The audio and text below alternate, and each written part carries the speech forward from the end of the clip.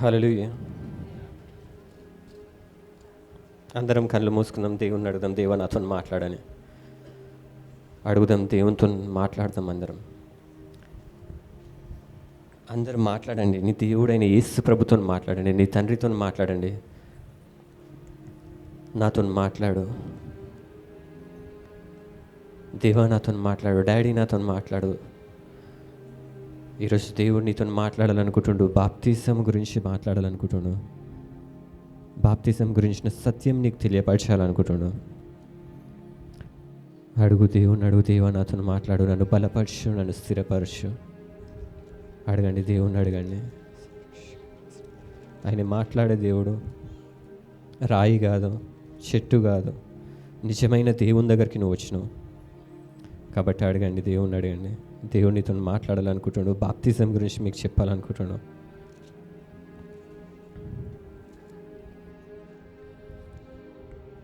దేవా యేసయ్యా నాతో మాట్లాడు, నా హృదయంతో మాట్లాడు, నా శ్రమతో మాట్లాడు, నా ఇబ్బందితో మాట్లాడు, నా కన్నీరుతో మాట్లాడు. అడగండి, దేవుణ్ణి అడగండి. విడుదలిచ్చే దేవుడు, ఆయన మాట ద్వారా ప్రతి ఒక్కటి సృష్టింపబడ్డది. నీ ఇంట్లో ఏదైతే కరువు ఉందా, కొరత ఉందా, ఆయన మాట సెలవిస్తే చాలు, అద్భుతం జరుగుతుంది. హల్లెలూయా, ఆమేన్. రోమీలకు రాసిన పత్రిక 6వ అధ్యాయం, రోమీలకు రాసిన పత్రిక 6వ అధ్యాయం,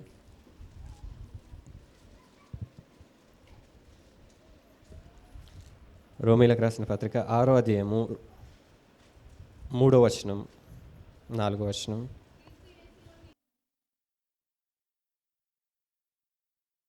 ప్రార్థన చేసుకుందాం. దేవ వాక్యం ద్వారా మీరు మాట్లాడమని యేసుక్రీస్తు నామమున అడుగుతున్నాను తండ్రి, ఆమేన్. హల్లెలూయా.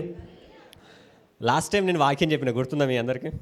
అసలు వాక్యం చెప్పినా అన్నట్టు గుర్తుంది. లాస్ట్ వీక్ అంటే లాస్ట్ వీక్ కాదు, లాస్ట్ వీక్ మమ్మీ చెప్పింది. లాస్ట్ వీక్ నేను వాక్యం చెప్పినాను. లాస్ట్ టైం నేను ధర్మశాస్త్రం గురించి, విశ్వాసం గురించి చెప్పినాను. ధర్మశాస్త్రం అనేది నిజస్వరూపం కాదు, అదొక ఛాయ, అదొక నీడ. లాస్ట్ టైం మీకు చెప్పినాను. ధర్మశాస్త్రం ఏంది? ఒక నీడ. విశ్వాసం ఏంది? నిజస్వరూపం. మనం క్రియల మూలంగా మనం పరలోకంకి వెళ్ళాం, కానీ విశ్వాసం మూలంగా పరలోకంకి వెళ్తాము అని చెప్పి లాస్ట్ టైం చెప్పిన. వాక్యం అనేది మనం ఏమనుకుంటామంటే, వస్తున్నాము, కూర్చుంటున్నాము, ఏదో గంట సేపు అంటే గంట, 40 నిమిషాలు అయితే 40 నిమిషాలు వింటున్నాము, బయటికి వెళ్తున్నాము, వాక్యంని కూడా వదిలేస్తున్నాము. అట్లనే వాక్యం అందుకోసం లేదు. వాక్యం మనల్ని స్థిరపరచడానికి ఉంది. దేనికోసం ఉంది? స్థిరపరచడానికి ఉంది, పాపంలో పడకుండా ఉండడానికి ఉంది. మనం పాపంలో పడకుండా ఉండాలంటే కూడా దావీదు రాసిన కీర్తనలలో ఉంటుంది 119:11, నీ ఎదుట నేను పాపము చేయకుండునట్లు నా హృదయములో నీ వాక్యము ఉంచుకొని ఉన్నాను. హల్లెలూయా. మీ హృదయంలో వాక్యం ఉందా? ఉందా వాక్యము? లాస్ట్ వీక్ చెప్పిన వాక్యం ఏది? తీయండి, హృదయాలలో ఉంటే తీయండి. మీరు పాపం చేయకుండా ఉండాలంటే, మీరు మంచిగా బతకాలంటే ఏముండాలంట? వాక్యం ఉండాలంట. హల్లెలూయా, హల్లెలూయా. అవ్వ దగ్గరికి సైతాన్ వస్తుంది, అంటే సర్పం వస్తుంది. సర్పం వచ్చినప్పుడు అవ్వ దగ్గరకు వచ్చి, ఓ అవ్వా, నీ దేవుడు ఏం చెప్పిండు, ఈ తోటలో ఏ పండు కూడా తినొద్దా అని అంటే, అవ్వకు తెలిసింది ఒకటే మాట, దేవుని మాట ఒకటే ఏంటంటే, అన్ని చెట్లు తినొచ్చు కానీ ఒక్క చెట్టు మాత్రము తినొద్దు. ఆమెకు తెలిసిన ఒకటే వాక్యం అది. ఏం వాక్యం? ఒకటే తెలుసు, ఏంటంటే అన్ని చెట్లు ఫలాలు తినొచ్చు కానీ ఒక చెట్టు ఫలం ఏం చేయొద్దు, తినొద్దు. అట్లయితే సైతాన్ వస్తుంది. సైతాన్ వచ్చి, ఓ అవ్వా ఇదా అంటే, అప్పుడు ఈ అవ్వ ఏం చేస్తుంది, ఆమెకు తెలిసిన వాక్యంని చెప్పేస్తుంది. ఇంకా దానికి యాడ్ చేసి కూడా చెప్తుంది, దేవుడు తినొద్దంటే ఆమె అంటది ముట్టుకోద్దు అన్నాడు దేవుడు అంటాడు. ఆమె యాడ్ చేసి కూడా చెప్తుంది, దేవుడు తినొద్దు అన్నాడు, ముట్టుకోద్దని చెప్పలేదు.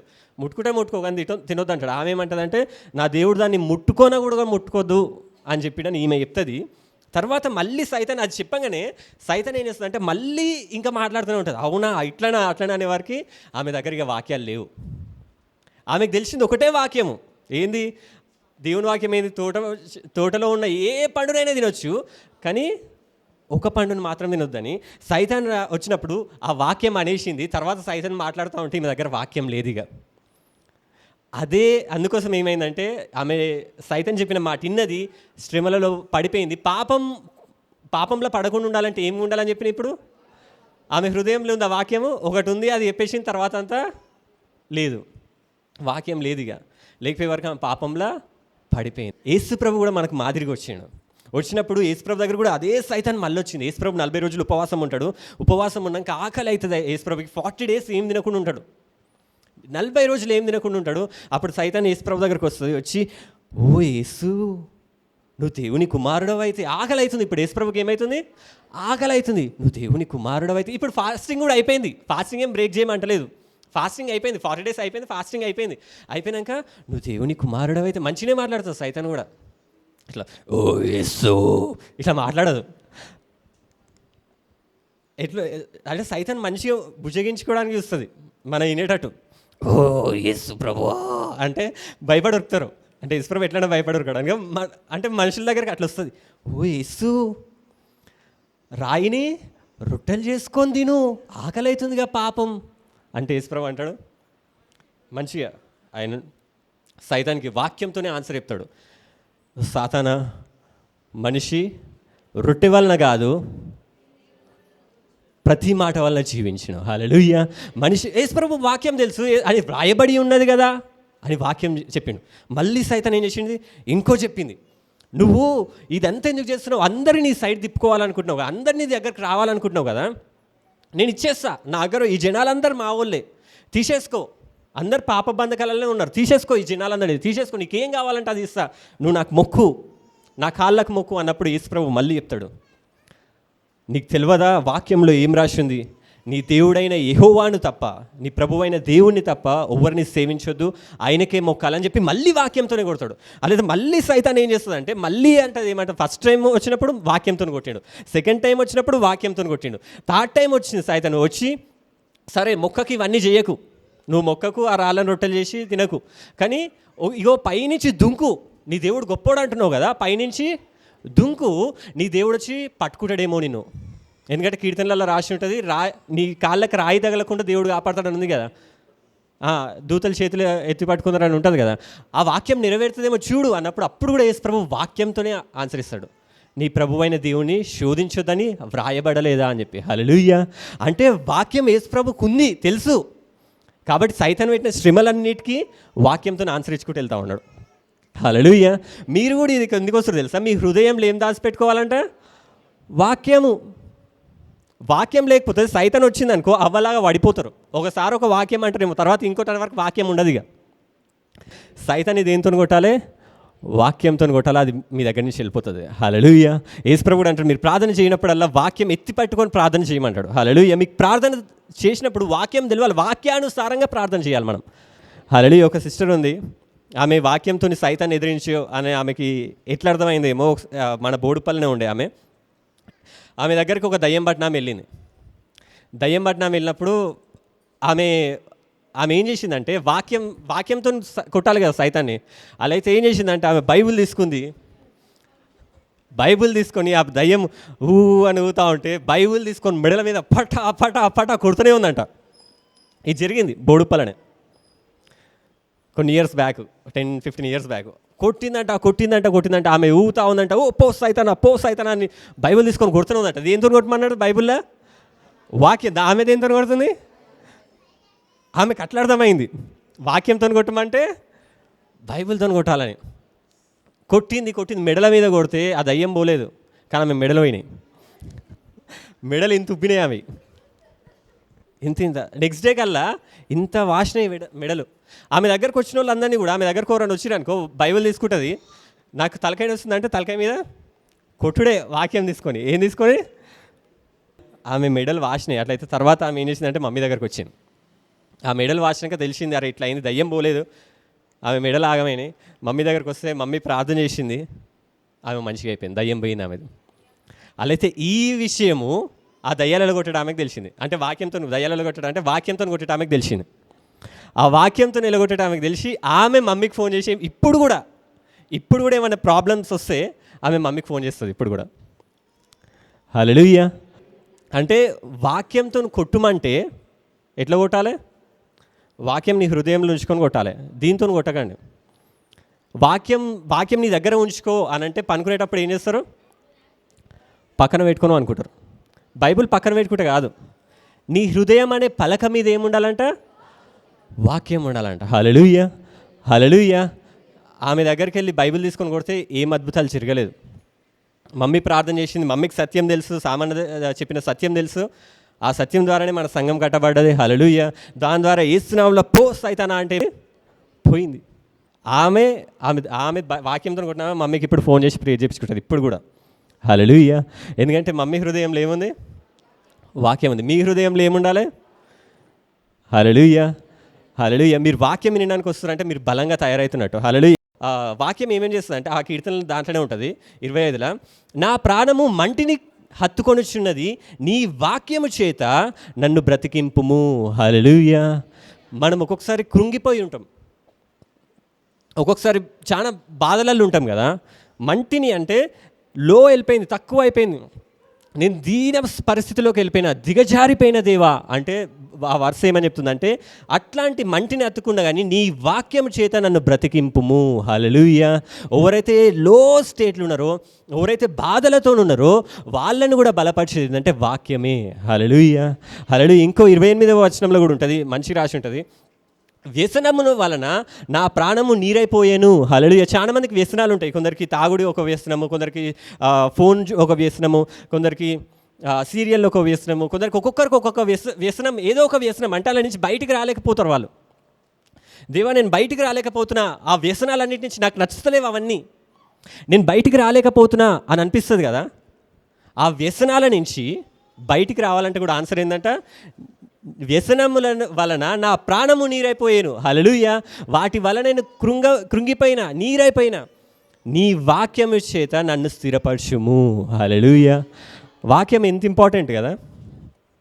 మీరేం చేస్తారు వాక్యాన్ని? ఈ చెవులిని అసలు ఈ చెవులకి వెళ్తుందా? కొందరు ఈ చెవులకు కూడా వెళ్ళదు. హల్లెలూయా. కొందరన్నా ఈ చెవులని ఈ చెవులు వదిలేస్తారు, కొందరికి ఈ చెవులకు కూడా వెళ్ళదు. వాక్యం ఇంపార్టెంట్ మనకి. యేసుప్రభు చెప్తాడు ఆ విత్తనాలు విత్తే ఆ స్టోరీలో 4 గ్రౌండ్స్ గురించి చెప్తాడు, 4 ప్లేసెస్ గురించి. ఒక ప్లేస్లో విత్తనం వేస్తానంట, అది బండరాయి కాబట్టి అది ఫలించలేదంట. మనుషులలో కూడా కొందరు బండరాళ్ళలాగా ఉంటారు, వాళ్ళకి ఎంత వాక్యం చెప్పినా కానీ ఫలించరు. ఫస్ట్ ఆఫ్ ఆల్ వినరు, గర్వం ఉంటుంది, బండలా ఉంటారు వాళ్ళు. తర్వాత ఇంకో గ్రౌండ్ ఉందంట, వేయంగానే ఆ విత్తనాలు వేయంగానే ఏమవుతుందంటే కాకులో చెత్తుకుపోతాయంట, రోడ్డు మీద పడతాయంట, కాకులో చెత్తుకుపోతాయంట. అంటే వాక్యం వాళ్ళకి ఏడంటే రోడ్డు మీద పడ్డ వల్ల అంటే లోకంలో తిరుగుతూ ఉంటారు. ఒకవేళ వాక్యం ఇన్నా కానీ ఏమవుతుందంటే సైతాన్ వచ్చి ఇన్నంతసేపు బాగానే ఉంటారు, బయటికి వెళ్ళగానే పోయినట్టే, షార్ట్ టర్మ్ మెమరీ లాస్, ఎగిరిపోయింది వాక్యం అంతా. తర్వాత ఇంకొకరు ఉంటారు, వాళ్ళు వాక్యం వింటారు, సంతోషంతో రిసీవ్ చేసుకుంటారంట. అరే దేవుడు నాతోనే మాట్లాడింది ఈరోజు, అది ఇది అని చెప్పి సంతోషంతో ఇంటికి వెళ్తారంట. వచ్చే అంటే మండే రోజు ఏదో ఒక ప్రాబ్లం వస్తుంది, వాక్యం పోతుంది. తర్వాత 4th గ్రౌండ్ ఉంటారంట, వాళ్ళు వాక్యంని రిసీవ్ చేసుకుంటారంట. ఎన్ని శ్రమలు వచ్చినా కానీ వాక్యంని ఎత్తి పట్టుకొని అడుగుతారంట, 100 ఫలిస్తారంట. హల్లెలూయా, హల్లెలూయా. వాక్యమే నిన్ను స్థిరపరుస్తుంది, వాక్యమే నిన్ను బలపరుస్తుంది, వాక్యమే నిన్ను కడుతుంది, వాక్యమే నిన్ను లేవనెత్తుతుంది. కాబట్టి వాక్యం వినేటప్పుడు మనం ఆ వాక్యంని ఎట్లా అంటే అది మర్చిపోదు, మనం హృదయం అనే పలక మీద వాటిని రాసుకోవాలంట. హల్లెలూయా. ఈరోజు మీ పలకలు తీయండి, రాసుకుంటా ఉండని నేను వాక్యం చెప్తా ఉంటాను. హల్లెలూయా. ఎక్కడ రాసుకుంటారు? హృదయం అనే పలక మీద. వాక్యంతో కొట్టండి అంటే బైబిల్ తీసుకొని కొట్టకండి. అది ఆమెకి ఎట్లా అర్థమైంది? నోరుతో కొట్టు అంటారు కదా మనం. అరే వారికి అది చెప్తే అర్థం కదరా, నోరుతో కొట్టు అంటే ఆమె దృష్టిలో ఏమనుకోవచ్చు, ఇక ఇట్లా పెడుతుంది ఇక మూది. ఎవరన్నా వస్తా అంటే నోరుతో కొట్టడం అంటే ఏంది?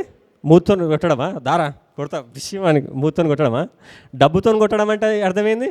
డబ్బు తీసుకొని కొట్టడమా? కాదు.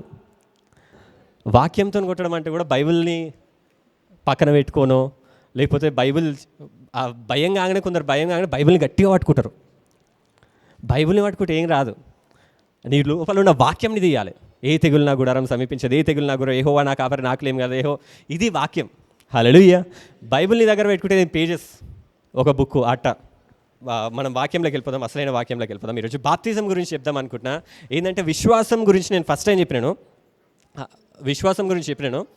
ఈరోజు నేను బాప్తిజం గురించి చెప్తాను. మనుషులకి దేవుని నమ్ముకున్నాక ఫస్ట్ విశ్వాసం ద్వారా వాళ్ళు రక్షింపబడతారు. విశ్వాసం ద్వారా రక్షింపబడతారు. రక్షింపబడ్డాక వాళ్ళ నెక్స్ట్ స్టెప్ ఏంటంటే బాప్తిజం.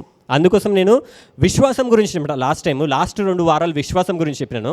ఇప్పుడు నేను బాప్తిజం గురించి చెప్తున్నాను. ఈరోజు ఎవరైతే బాప్తిజం గురించి తెలియలేదో బాప్తిజం అయినా తీసుకుంటారు. వాళ్ళకి బాప్తిజం గురించి తెలియదు, అయినా బాప్తిజం తీసుకొని ఉంటారు. అసలు బాప్తిజం ఎందుకు తీసుకున్నా కూడా వాళ్ళకి తెలియదు. కొందరు బాప్తిజం ఎందుకు తీసుకుంటామంటే నాకు పెళ్ళి కావాలంటే బాప్తిజం తీసుకోమన్నారు అంటారు. అంతే, పెళ్ళి కావాలంటే ఏం కావాలి? బాప్తిజం కావాలి కాబట్టి నేను అట్లా తీసుకున్నా. నాకు బాప్తిజం గురించి ఏం తెలియదు. ఇట్లా అంటే బాప్తిజం గురించి తెలియకుండానే, అంటే సంఘానికి రాగానే బాప్తిజం తీసుకోమంటున్నాను, నేను బాప్తిజం తీసుకున్నా. ఇట్లాంటి ఆన్సర్స్ చెప్తూ ఉంటారు. బాప్తిజం ఎందుకు తీసుకున్నారు అని అడిగితే ఆన్సర్ ఉండదు వాళ్ళ దగ్గర. ఈరోజు ఎంతమందికి బాప్తిజం గురించి తెలుసో లేదో నాకు తెలియదు, కానీ ఈరోజు మనమందరము మళ్ళీ ఒకసారి బాప్తిజం గురించి చదువుదాము. ఎందుకంటే ఈ వాక్యం యూట్యూబ్లో ఉంటుంది. ఎప్పుడన్నా ఎవరన్నా మిమ్మల్ని బాప్తిజం ఎందుకు తీసుకోవాలి, లేకపోతే బాప్తిజం గురించి ఏంది అని ఎవరన్నా అడిగినా కూడా మీ హృదయంలో వాక్యం ఉంటే మంచిది. యేసుప్రభు సైతాన్ వచ్చినప్పుడు ఆగా, నేను బైబిల్ చూసి చెప్తా, బైబిల్లో ఈ వచనం ఏడుందో ఆగా అన్నాడా? ఏమన్నాడు? సైతాన్ ఒక మాట అనగానే వాక్యం తీసిండు, వాక్యం ఎత్తి పట్టుకొని మాట్లాడిండు. హల్లెలూయా. మీకు కూడా శ్రమలు వచ్చినప్పుడు వాక్యం మీ హృదయాలలో ఉండాలి. సైతాన్ని జయించాలంటే, శోధనని జయించాలంటే. హల్లెలూయా. ఈరోజు కూడా మనము బాప్తిజం గురించి చూద్దాం. బాప్తిజం గురించి మర్చిపోకండి, గుర్తుపెట్టుకోండి. విశ్వాసం ద్వారా ఈ బాప్తిజం అనేది పరలోకానికి మనల్ని తీసుకెళ్ళదు. ఇది గుర్తుపెట్టుకోండి. చాలా మంది ఏమంటారంటే నేను బాప్తిజం తీసుకుంటేనే పరలోకానికి వెళ్తాం అనుకుంటారు. బాప్తిజం తీసుకున్నా తీసుకోకపోయినా విశ్వాసం ద్వారానే పరలోకానికి వెళ్తాం. హల్లెలూయా. ఇది మంచిగా గుర్తుపెట్టుకోండి. ఎవరన్నా నేను బాప్తిజం తీసుకోవాలి, నేను నరకానికి వెళ్తాను. నేను ఒక టైంలో నేను నమ్మిన ఏంటంటే నేను బాప్తిజం తీసుకుంటేనే పరలోకానికి వెళ్తానేమో అని చెప్పి నేను బాప్తిజం తీసుకునేంత వరకు భయపడుతూనే ఉన్నా.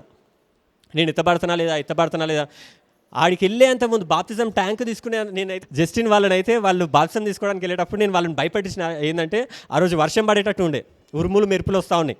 అరే ఇట్లాంటి సమయంలోనే దేవుడు వస్తారా, మీరు ఎత్తబడరు, ఇక అయిపోయింది మీ పని. అప్పుడు నేను నమ్మేది అదే వాళ్ళకి చెప్పేది, బాప్తిజం తీసుకుంటే ఎత్తబడేదని. అదే వాళ్ళు బాప్తిజం తీసుకోవడానికి మేము ఆటోలు వెళ్తూ ఉంటే మొత్తం ఉరుములు అవన్నీ మెరుపులు వస్తూ ఉన్నాయి, అవన్నీ వస్తూ ఉంటే నేను వాళ్ళకి చెప్పిన, అరే మీరు అయిపోయిందిరా, మీరు ఇక్కడనే విడబడతారు, నేను ఒక్కడనే ఎత్తబడతా, నేను బాప్తిజం తీసుకున్నా, మీరు బాప్తిజం తీసుకోలేదు. అంటే నేను అనుకునేది అంటే బాప్తిజం వల్లనే పరలోకానికి వెళ్తారని. కానీ బైబిల్ అది చెప్పలేదు. బైబిల్ ఏం చెప్తుందంటే విశ్వాసం మూలంగానే పరలోకానికి మనం వెళ్తాం. హల్లెలూయా. లాస్ట్ టైం అదే చెప్పినాను. ఆ వాక్యం మర్చిపోతే మళ్ళీ యూట్యూబ్లోకి వెళ్ళినండి. విశ్వాసం మూలంగా వెళ్ళినాక ఈ బాప్తిజం అనేవి ఇవెందుకు అంటే మన విశ్వాసాన్ని కనపరుచుకోవడానికి, అంటే చూపెట్టడానికి బయట లోకానికి. నీ విశ్వాసం ఉంది అని నువ్వు ఎట్లా చూపెట్టగలుగుతావు అంటే ఈ బాప్తిజము, ఈ బల్లలో పాల్గొనడం, ఇవన్నీ కూడా ఏంటంటే నేను పరలోకానికి తీసుకెళ్ళడానికి కాదు, కానీ ఇవన్నీ కూడా ఏంటంటే నీ విశ్వాసాన్ని బయటికి చూపెట్టడానికి. హల్లెలూయా. బైబిల్ అదే చెప్తుంది. అంటే వీటి వల్ల కూడా మనకి శరీరానికి, అంటే ఈ లోకంలో మనం మంచిగా బ్రతకగలుగుతాం, పాపంని జయించగలుగుతాం. కాబట్టి మనం బాప్తిజము అనేది మనం చూసుకుంటే స్టార్టింగ్ అది మనం నీళ్ళలో మునగడం అంటారు కదా, అరే వెళ్ళి మునిగిన వారా అక్కడ అంటారు కదా, అరే దాంట్లో మునిగిన వారా అని క్రిస్టియన్స్ అంటారు. ఎందుకంటే ఈ మునగడం గురించి అందులో దిగినవా, అందులో మునిగినవా ఇట్లాంటివి అంటారు మనల్ని. అలా ఈ మునగడం అనేది స్టార్టింగ్ ఎప్పటి నుంచో ఉంది తెలుసా. మనం పాత, అంటే మనం ఇంతకుముందు యేసు ప్రభువుని నమ్ముకోకముందు కూడా, పాత ఆచారాలు ఉన్నప్పుడు కూడా ఏదో ఒక నదిలోకి వెళ్ళి ఏం చేసేది మునిగేది. అక్కడ ఆ నది మంచిది, అక్కడ ఇది పవిత్రమైనది, అది మంచిది, ఇది మంచిది అని చెప్పి ఏం చేస్తారు, అందరూ నీళ్ళల్లో మునుగుతారు. నీళ్ళు ఏం చేస్తాయి అంటే మనకున్న ఈ అంటే మనకున్న ఏదో ఒక దాన్ని సపరేట్ చేస్తుందని వాళ్ళు నమ్ముతాం. ఇప్పుడు మనం అంతా ఒక రోజంతా 2-3 రోజులు స్నానం చేయకపోతే ఏమవుతుంది మన ఒంటికి? మన ఒంటికి మురికి వస్తుంది. ఆ మురికి వల్ల ఏమొస్తుంది? వాసన వస్తుంది. ఆ వాసన వల్ల ఏమవుతుంది? మన దగ్గరికి ఎవ్వరు రారు. మా జస్టిన్ డేవిడ్ అయితే వాడు వారం రోజులు స్నానం చేయకుండా ఉండేది. వాని దగ్గరికి వెళ్ళాలంటే ఎట్లనే ఉండేది. ఇప్పుడు మంచిగా నన్ను చూసి వాడు మారిండు. నేను కూడా ఒకప్పుడు చేయకపోయేది, వారమైనా స్నానం చేయకపోతే వాకపోయేది. స్నానం చేస్తే నీళ్ళు ఏం చేస్తాయి? సపరేట్ చేస్తుంది. మన క్రిములు ఇవన్నిటిని ఏం చేస్తుంది? సపరేట్ చేస్తుంది. అట్లయితే కొందరు కూడా నమ్మేది ఏంటంటే వాళ్ళకున్న ఏమన్నా, ఇప్పుడు ఒకరు చనిపోయారు అనుకో కూడా ఏం చేస్తారు మనుషులు? వాటర్ ఏం చేస్తారు? పోసుకుంటారు. చనిపోయి ఆ చావు దగ్గరికి వెళ్ళి రాగానే అంటే వాళ్ళు నమ్ముతుంది ఏంటంటే నీళ్ళు సపరేట్ చేస్తాయని. అంటే ఆడికి వెళ్ళేసి వచ్చిరు, ఏదో ఈవిల్ ఉండొచ్చు, ఏదో చెడు ఉండొచ్చు, నేను వచ్చి నీళ్ళతో స్నానం చేస్తే ఈ నీళ్ళు ఏం చేస్తాయి అంటే సపరేట్ చేస్తాయి నన్ను. అంటే అవి నాకు అంటుకొని ఉన్నాయేమో, నేను వాటిని సపరేట్, అంటే పాతకాలం నుంచే నీళ్ళు అనేది ఏం చేసిందంటే బైబిల్లో కూడా దేవుడు ఒకసారి ఏమవుతుందంటే లోకమంతా పాపం ఉంటుంది, నోవాహు ఒక్కడు మంచోడు ఉంటాడు. నోవాహు ఒకడు నీతిమంతుడు ఉంటే, లోకమంతా పాపం ఉంటే దేవుడు ఏం చేస్తాడు అంటే నీళ్ళని పంపిస్తాడు, అందరు చనిపోతారు, కానీ నోవా ఒక్కడు మాత్రం బతుకుతాడు. నోవాని సపరేట్ ఎట్లా చేసిండు అంటే నీళ్ళతో సపరేట్ చేసిండు. హల్లెలూయా. అంటే నీళ్ళల్లో అప్పుడు మునిగేది ఎందుకంటే, వాళ్ళు నీళ్ళలో ఇప్పుడు కూడా మునుగుతారు ఎందుకంటే వాళ్ళు ఏదో వదులుకోవాలని, వాళ్ళ జీవితంలో ఏదో వదులుకోవాలని. మన జీవితంలో ఏదో ఉంది, మనం ఇన్ని రోజులు ఒకలా ఉన్నాం. నేను అందుకోసమే కొందరు చెప్తారు కూడా ఏంటంటే, అక్కడ మునిగినప్పుడు ఏదో ఒకటి వదిలేసేయాలరా అంటారు. చెప్తారు, విన్నారా ఇది? అందులో మునిగినప్పుడు ఏదో ఒకటి వదిలేసేయాలి అంటే పాతకాలం నుంచి కూడా ఈ నీళ్ళలో మునగడం అనేది ఉంది. కొత్త నిబంధనలు అంటే బాప్తిజం అనేది కొత్తదేం కాదు, ఎప్పటి నుంచో ఉంది. అందరూ నమ్మేది, యూదులు కూడా నమ్మేది. పాతకాలంలో వాళ్ళ కుష్ఠరోగం తగ్గగానే వాళ్ళు వాటర్తోని స్నానం చేసేది, ఎందుకంటే వదిలేసుకునేది వాళ్ళు అవన్నీ. అంటే అట్లా వదిలేసుకొని, అంటే ఆడ చూస్తే వాళ్ళు ఏం చేస్తారంటే వాళ్ళంతలో వాళ్ళు ముక్కు మూసుకుంటారు, చెవులు మూసుకుంటారు, మునుగుతారు, వాళ్ళని ఎవరు ముంచరు. కానీ మనిషి ఎప్పటికి కూడా పాపం నుంచి విడుదల పొందలేడు వానంతల వాడు. వాళ్ళు అనుకుంటారు మా అంతలో మేము విడుదల అవుతామేమో అని చెప్పి నీళ్ళలో మునుగుతురు, కానీ వాళ్ళకి పాపం నుంచి విడుదల రాదు. కానీ కొత్త నిబంధనలో కొత్త విధానం వచ్చింది. యేసు ప్రభు వల్ల కొత్త విధానం ఏమొచ్చిందంటే, డానియేల్ ఇట్రారా, అప్పుడు వరకు అందరు వాళ్ళంతలో వాళ్ళు మునిగేది, కానీ కొత్త నిబంధనలు వచ్చింది ఏంటంటే బాప్తిజము అంటే ఏంటంటే ఒకరు ముంచుతారు. ఏం చేస్తారు? ఒకరు ముంచుతారు. అంటే దీని సాదృశ్యం ఏంటంటే, నీ అంతలో నువ్వు బాగుపడలేవు, నీ అంతలో నువ్వు విడుదల పొందలేవు, కానీ నేను నీకు విడుదలిస్తా అని చెప్పి. హల్లెలూయా. ఏమిస్తా అని? నేను నిన్ను ముంచుతా, నేను నిన్ను సపరేట్ చేస్తా. హల్లెలూయా. నీ అంతలో నువ్వు సపరేట్గా ఇవన్నీ అనుకుంటున్నావు మూఢనమ్మకాలు అవన్నీ, కానీ ఒకరు నిన్ను విడుదల అంటే దేవుడు నిన్ను పాపం నుంచి విడుదల ఇస్తాడు అని సాదృశ్యంగా నేనేం చేస్తానంటే, నేను దేవునిలాగా అంటే పరిశుద్ధాత్మ పొందిన వాళ్ళు బాప్తిజం ఎప్పుడైనా పరిశుద్ధాత్మ పొందిన వాళ్ళు ఇవ్వాలి. పరిశుద్ధాత్మ పొందిన వాడు నేను దేవునికి సాదృశ్యంగా ఏం చేస్తున్నా అంటే వీని నీళ్ళలో ముంచుతున్నా. నీళ్ళలో ముంచితే వీని పాపాల నుంచి వీనికి విడుదల ఈరోజు వస్తుంది. మనుషులందరూ పాపం ఎందుకు చేస్తారు తెలుసా? ఎందుకు చేస్తారు తెలుసా? మనుషులందరూ వాళ్ళకి పాపం అనేది ఒకటి ఉంది కాబట్టి, వీళ్ళ బ్లడ్లోనే ఏముంది?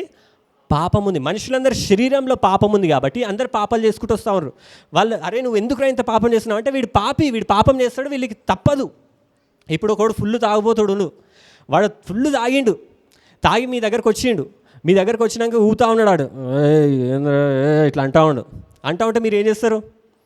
అరే ఎందుకురా తాగుబోతులా చేస్తావు, మంచిగా ఉండు రాదరా అంటారా? తాగుబోతునే మంచి నడువురా అంటారా? వాడు ఏముంది లోపల? పాపమా?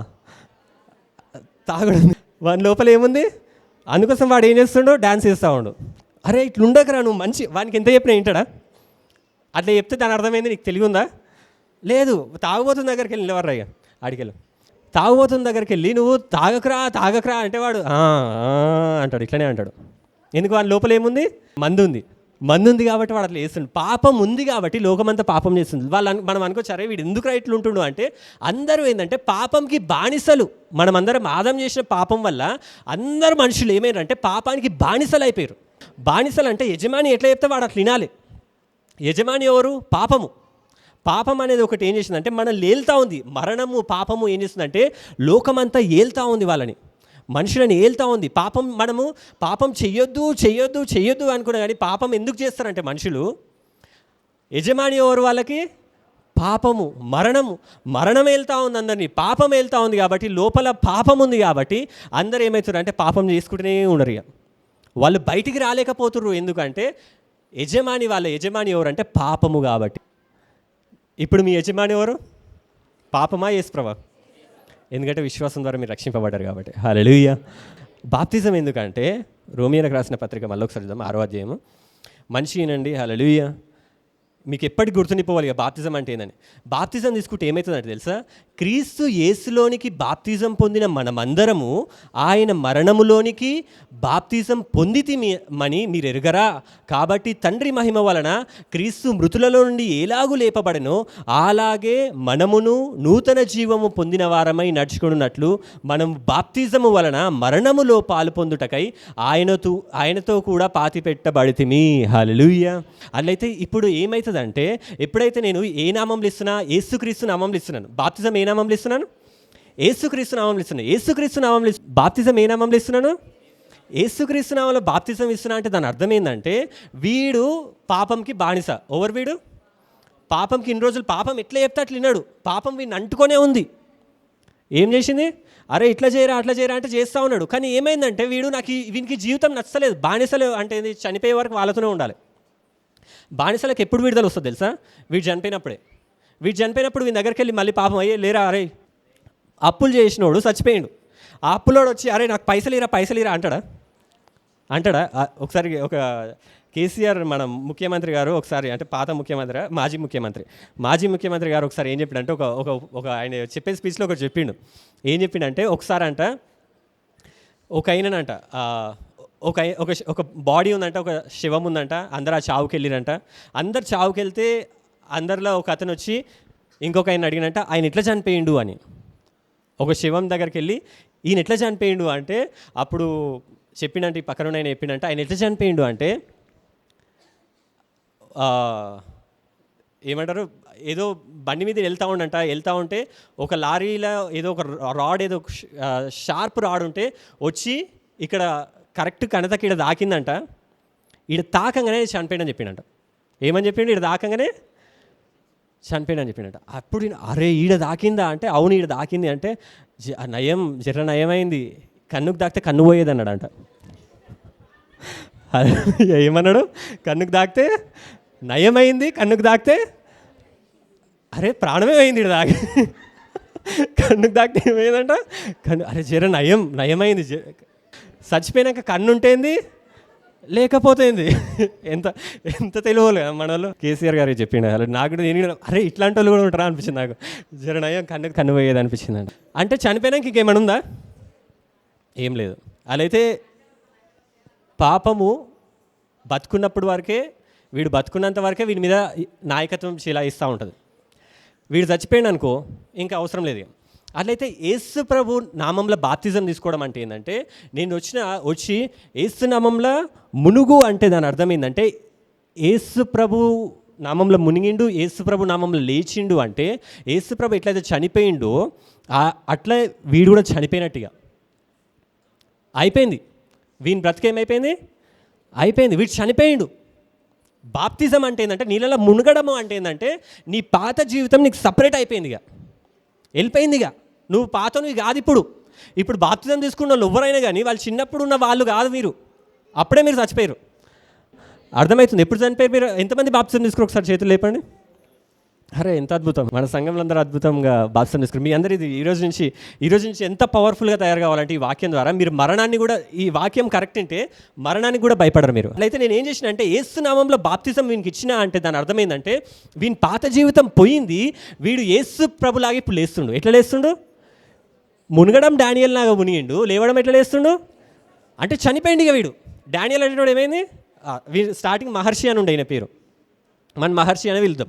మహర్షి చనిపోయాడు. మహర్షిని పాతి పెట్టేసినాం. ఇప్పుడు ఎట్లా లేచిండు? యేసు ప్రభులా. డానియల్ కదా, యేసు ప్రభు అన్నాడు. నేను ఏ నామంలో ఉంచిన? డానియల్ నామంలోనే, యేసు నామంలోనా?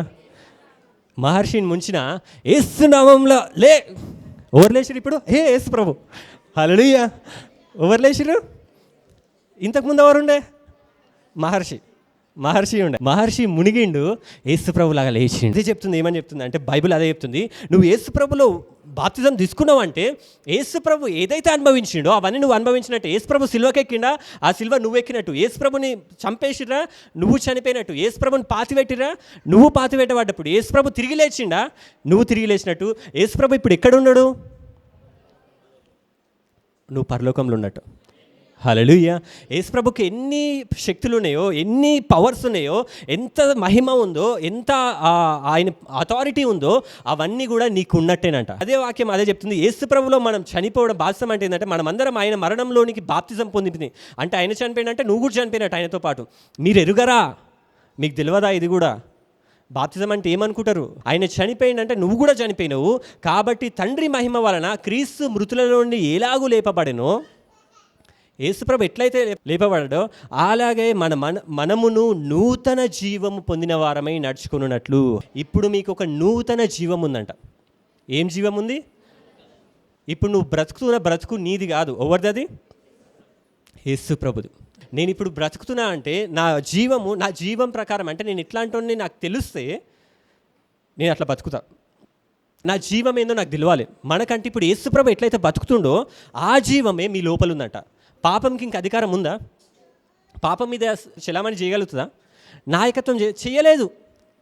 పాపం మీ మీద అధికారమే చేయలేదు. ఎందుకంటే యేసు ప్రభు మీద పాపం చలామణి చేస్తే, యేసు ప్రభుని ఏమంటారు, పాపం రూల్ చేస్తే, ఏళ్తే మిమ్మల్ని కూడా ఏళ్తుంది.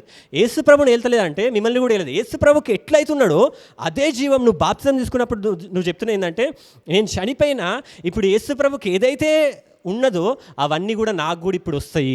అందుకోసం యేసుక్రీస్తు నామంలో బాప్తిజం ఎందుకు తీసుకోవాలంటే, యేసుక్రీస్తు నామంలో తీసుకుంటే నీ పాత స్వభావం చనిపోయింది, కొత్త స్వభావం యేసు ప్రభులాగా లేచింది. నువ్వు చనిపోయినావు, నీ పాపం కోసం నువ్వే చనిపోయినావు. ఎవరు చనిపోయారు? ఒకసారి మనకు శిక్ష అయిపోయిందంటే మళ్ళీ శిక్ష అనుభవిస్తారా? ఒకరు జైల్లో ఉన్నారనుకో, ఏదో తప్పు చేసి దొంగతనం చేసి జైల్లోకి వెళ్ళాడు, మళ్ళీ బయటకు వచ్చినాక మళ్ళీ జైలు వేస్తారా వాడిని? నీ పాపం కోసం నువ్వే శిక్ష అనుభవించినట్టు, నువ్వే ఆ సిలువ ఎక్కినట్టు, నువ్వే చనిపోయినట్టు, నువ్వే పాతిపెట్టబడ్డట్టు, నువ్వే తిరిగి లేచినట్టు. ఇప్పుడు మరణానికి నీ మీద అధికారమే లేదు, ఇక పాపంకి నీ మీద అధికారమే లేదు. హల్లెలూయా. ఇంకా మనం పాపం చేసుకుంటూ ఉండొద్దు. అధికారంతో ఉన్నప్పుడు మనం చేసుకుంటూ ఉంటా ఉన్నాం, కానీ ఇప్పుడు అవసరం లేదు, అధికారం లేదు. మనం ఇప్పుడు విడుదల వచ్చింది మనకి, మనం బయటకు వచ్చినాం. అందుకోసం మోషే వాళ్ళు కూడా, పాత నిబంధనలు ఉన్న వాళ్ళు కూడా, మోషేల కొరింథీయులకు రాసిన పత్రికలు ఉంటుంది, అందరూ మోషేను బట్టి మేఘంలో సముద్రంలో బాప్తిజం పొందిరి. ఐగుప్తు ప్రజలు ఏమవుతుందంటే, నేను లాస్ట్ టైం విశ్వాసం గురించి చెప్పేటప్పుడు ఏం చెప్పినా అంటే, ఐగుప్తు నుంచి ఇజ్రాయెల్ బయటకు వస్తారు కదా, అది విశ్వాసం. మనం పాపం నుంచి బయటికి రావడం.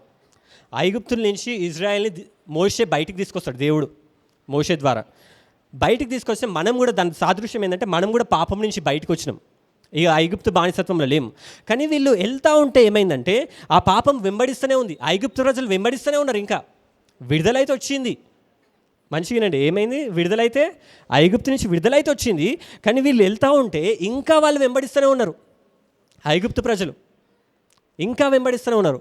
పాపంలో నుంచి నువ్వు కూడా బయటపడ్డాక ఏమవుతుందంటే, ఇంకా పాపం ఇంకెక్కువ, అప్పుడు వరకు ఉన్నదానికంటే ఐగుప్తు ప్రజలు ఇంకెక్కువ హింసించారంట. చంపేస్తా, ఈసారి చంపేయాలని ఉరికొస్తారంట. ఉరికొస్తా ఉంటే వీళ్ళు తప్పించుకొని ఉరుకుతా ఉన్నారు. ముంగట్టుకు వెళ్ళే వరకు ఏమైందంటే ఎర్ర సముద్రం అడ్డం వచ్చింది. ఏం అడ్డం వచ్చింది? వెనకాలేమో ఐగుప్తు ప్రజలు వచ్చిర్రు, ముంగట ఎర్ర సముద్రం ఉంది. అప్పుడు దేవుడు అంటాడు, ఓ మోషే, నువ్వు వాళ్ళని ఐగుప్తు ప్రజలు రాకముందే నువ్వు ఎర్ర సముద్రంలో నుంచి వెళ్ళిపో అనగానే పైన మేఘం ఉంటుంది, ఇటుపక్కన ఆ ఎర్ర సముద్రం పాయలవుతుంది, ఇటుపక్కన అటుపక్కన నీళ్ళు ఉంటాయి. ఆ నీళ్ళ మధ్యలో నుంచి, అంటే పైన చుట్టుపక్కన మొత్తం నీళ్ళ మధ్యలో నుంచి ఇజ్రాయెల్ ప్రజలు దాటుతారు. దాని అర్థమైందంటే, అక్కడ రాసి ఉంది కొరింథీయులకు రాసిన పత్రికల, వాళ్ళు అప్పుడు దాటినప్పుడు అంట అందరూ మోషేను బట్టి మేఘములోను సముద్రంలోను బాప్తిజం పొందిరి. అంటే దాని అర్థమైందంటే, మోషే వాళ్ళని బయటకు తీసుకొచ్చింది కాబట్టి వాళ్ళందరూ వాళ్ళ పాత స్వభావాలు చనిపోయినాయి. ఇప్పుడు వాళ్ళు మోషేలాగా బయటకు వచ్చారు. అందరు మోషేలే. మోషే అంటే దాని అర్థమే, పేరుకు అర్థం ఏంటంటే నీళ్ళ నుంచి బయటికి రావడం అని. ఆయన పుట్టేటప్పుడే ఫరో కుమార్తె నీళ్ళ నుంచే తీసుకొస్తుంది ఆమెను, మోషేని. అందుకోసం మోషే అంటే నీళ్ళ నుంచి బయటకు వచ్చిన వాళ్ళు అని. అంటే మోషే ఆ సముద్రంలో నుంచి వెళ్ళినప్పుడు వాళ్ళందరికీగా మోషేకి ఏది జరిగితే వాళ్ళందరికీ అది జరుగుతుంది. అందుకోసమే అందరికీ కూడా దేవుడు ఒకటేలాగా ట్రీట్ చేస్తాడు. అప్పుడు ఇజ్రాయెల్ ప్రజలకి వాళ్ళందరికీ ఒకటే ఆహారం పెడతాడు. కొందరికి అది పెట్టాడు, అందరికీ మన్నా పెడతాడు. ఎందుకంటే ఒకరిని బట్టి డీల్ చేస్తున్నాడు, మోషేని బట్టి ఇప్పటి నుంచి. ఎందుకంటే మోషేలో బాప్తిజం పొందిరు, అంటే మోషే నామంలో బాప్తిజం పొందిరు వాళ్ళు. దేవుడు వాళ్ళని ఎవరి నామం ఇచ్చిండు? మోషే నామంలో బాప్తిజం ఇచ్చిండు. కాబట్టి వాళ్ళందరూ మోషేకి ఎట్లుంటే అట్లా అందరికి ఒకటే రకమైన నీళ్ళు, అందరికి ఒకటే రకమైన ఫుడ్. ఎందుకంటే దేవుడు ఒకరిని ట్రీట్ చేసినట్టే ట్రీట్ చేసిండు అందరినీ. అందుకోసమే ఇజ్రాయెల్ ప్రజలు తప్పు చేసినప్పుడు ఇజ్రాయెల్ ప్రజలను దేవుడు చంపేస్తా అంటాడు ఆ అరణ్యంలో. మోషేకి కూడా చెప్తాడు, నీ నామంలో బాప్తిజం తీసుకురు కాబట్టి నువ్వు కూడా ఈ అరణ్యంలోనే చనిపోతావు అని. ఎందుకంటే మోషే లాగానే దేవుడు వాళ్ళని ట్రీట్ చేస్తుంది కాబట్టి మోషే అరణ్యంలో చనిపోతాడు, ఇజ్రాయెల్ ప్రజలందరూ కూడా అరణ్యంలో చనిపోతాడు. ఇప్పుడు మనము యేసుక్రీస్తు నామంలో బాప్తిజం తీసుకున్నాం. ఏ నామంలో తీసుకున్నాం? యేసుక్రీస్తు నామంలో. అంటే నువ్వు ఇప్పుడు ఎవరంటే, నీ పాత స్వభావం చనిపోయింది, నువ్వు లేవు, ఇంకా పాత స్వభావంలో లేవు. ఇప్పుడు ఏంటంటే నువ్వు కొత్త స్వభావం ఉంది నీకు. యేసు ప్రభువు నువ్వు చెప్పాలంటే ఇప్పుడు ఎవరు నువ్వు? యేసు ప్రభువి. యేసు ప్రభు భూమి మీద ఎట్లుండేదో ఇంకా చెప్పాలంటే, యేసు ప్రభు భూమి మీద ఉన్నప్పుడు ఆయన చనిపోయిన లాజర్ని లేపిండు, ఎన్నో అద్భుతాలు చేసిండు. ఆ యేసు ప్రభు అన్న కానీ మనకి గొప్పదే అది. కానీ బైబిల్ ఏం చెప్తుందంటే, పరలోకంలో ఉన్న యేసు ప్రభు అంట. హల్లెలూయా. నువ్వు ఎవరు? ఇప్పుడు నీకున్న జీవం ఎట్లాంటి జీవం అంటే ఆయనకున్న జీవం అంట. హల్లెలూయా. మరణానికి మనం భయపడాల్సిన అవసరమే లేదు. ఎందుకంటే మరణం యేసు ప్రభు మీద ఏలిందనుకో, నీ మీద కూడా వెళ్తుంది. ఎందుకంటే నువ్వు యేసు ప్రభువులో బాప్తిసం తీసుకున్నావు కాబట్టి. మరణం యేసు ప్రభు మీద ఏలేదు కాబట్టి నీ మీద కూడా ఏలేదు. హల్లెలూయా. కానీ మనం ఏంటంటే యేసుప్రభులో లేచినాము, కానీ ఇంకా మనకి పాత స్వభావం అట్లనే ఉంది. మెంటాలిటీ చేంజ్ కాలేదు. ఇక్కడ మారాలి ఫస్ట్. మనం ఎక్కడ మారాలి?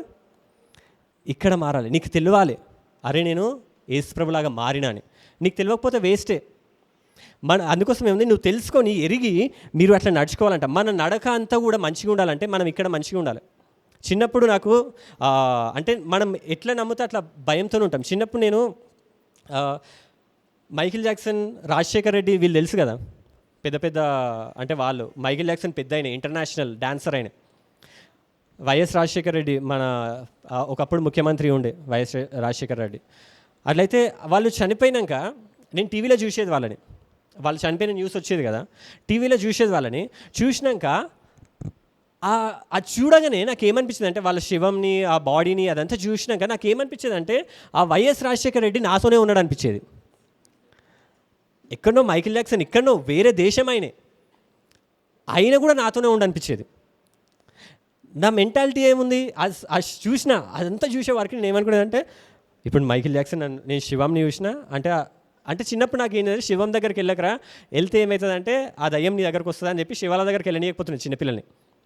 అలాగే నేను శివంని చూస్తే దయ్యం వస్తుందని నేను నమ్మేది, అంటే వాని లోపల ఉన్న ఆత్మ. ఆ మైకిల్ జాక్సన్ ఎక్కడో చనిపోయిండు, టీవీలో వాని శివం చూసిన. ఇప్పుడు ఏమైంది, ఆ దయ్యం టీవీలో చూసినా అని నన్ను చూసింది. అంటే ఆ మైకిల్ జాక్సన్ చూసి నా దగ్గరకు వచ్చేసిండు. నేను అదే ఫిక్స్ అయిపోయేది. నా పక్కన ఎవరున్నారు ఇప్పుడు? Michael Jackson. నాకు భయమేది. నాకు ఇంట్లో ఒక్కని ఉండాలంటే భయమేది. లైట్లు వేసినా భయమేది. నాకు ముందే భయం చిన్నప్పుడు. భయం ఎటెళ్ళినా, బాత్రూంలోకి వెళ్ళాలంటే భయం, ఏం చేయాలంటే భయం, అది ఏదైనా భయం ఉంటుండే. ఆ వైఎస్ రాజశేఖర రెడ్డి మన సీఎం అయిన చనిపోయినప్పుడు అయితే నా పక్కనే ఉండి అధ్యక్ష అన్నట్టు పిలిచినట్టు వినపడేది. ఎందుకు? నా మెంటాలిటీ ఏముంది, తప్పు ఉంది. ఆయన చనిపోయి ఆయన ఆత్మ ఎక్కడికి వెళ్తుందో నాకు కూడా తెలియదు. కానీ నేనేమనుకున్నా, ఆయన ఆత్మ ఎక్కడికి వచ్చేది అనేది నా పక్కన. ఇక నా పని అంతా కూడా, నా వర్క్ అంతా కూడా భయంతోనే ఉండేది. నిద్ర సరిగా లేకపోయేది.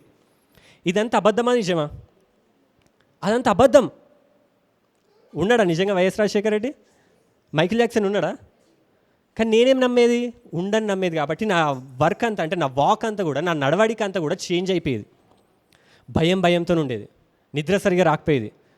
అట్లా భయంతో ఉండేది. కానీ తర్వాత నాకు అంటే తర్వాత ఎట్లనో అట్లా బయటపడ్డా. ఇప్పుడు కూడా ఏంటంటే, మనం ఇక్కడ చేంజ్ కాకపోతే, ఇప్పుడు కూడా మీరు యేసునామములో బాప్తిసం తీసుకున్నాక కూడా మీరు యేసుప్రభులో మళ్ళీ తిరిగి లేచినప్పుడు ఇంకా మీ పాత స్వభావం ఉంది అనుకుంటే, ఇంకా మీరు పాత మనుషులే అనుకుంటే, ఇక్కడ మీకు ప్రాబ్లం ఉంది. నిజంగానైతే మీరు బాప్తిసం తీసుకున్నప్పుడు, మీరు తిరిగి లేచినప్పుడు యేసుప్రభులాగా తిరిగి లేచిరు. యేసుప్రభులాగా తిరిగి లేచి కూడా మీరు ఇంకా పాత స్వభావంని నమ్ముకుంటా ఉన్నారు.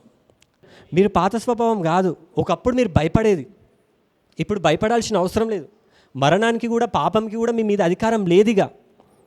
మనము సర్కస్లో చూస్తే, సర్కస్ ఇవి ఉంటాయి కదా, సర్కస్కి వెళ్ళినప్పుడు అక్కడ పులులు, సింహాలు ఇవన్నీ ఉంటాయి. ఆ పులులు, సింహాలని ఏం చేస్తారంటే ఒక కేజ్, అంటే ఒక దాంట్లో బంధిస్తారు. కానీ ఎప్పుడైనా ఏనుగుని చూసిరు ఎక్కడ పెడతారో? ఎవరైనా సర్కస్కి వెళ్ళిరా? అసలు వెళ్ళలేదు సర్కస్కి. ఆ సిస్టర్ ఒక తెలియదండి. అనేది వాటిని ఏం చేస్తారంటే ఒక బందీ కాణాలు, అంటే ఒక దాంట్లో బంధిస్తారంట. నిజంగా బంధిస్తారు. పులులు, సింహాలను బయట తిప్పితే ఏమవుతుంది?